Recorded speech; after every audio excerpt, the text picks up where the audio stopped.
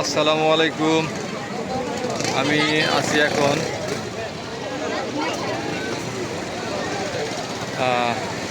এটার নাম কি পাটুয়াতলি বিচে। এই বিচটার নাম কি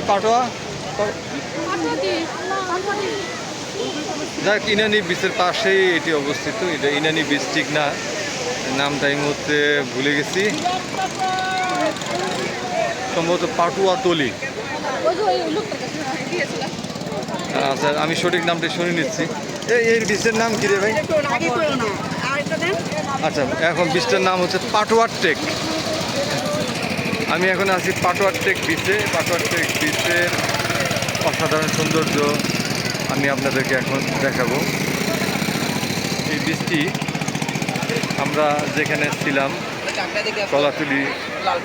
কলাতলি থেকে মোটামুটি আরও বেশ কিছুটা দূরে, প্রায় 30 কিলোমিটার দূরে অবস্থিত। এটি অত্যন্ত সুন্দর একটি বীজ। এই বীজের সৌন্দর্য দেখে অভিভূত না হয়ে পারার কোনো উপায় নাই।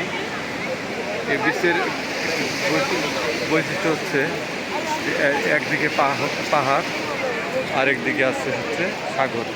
ভীষণ সুন্দর একটা দ্বীপ। তো আমি আমার পুরো পরিবার নিয়ে এখানে এসেছি।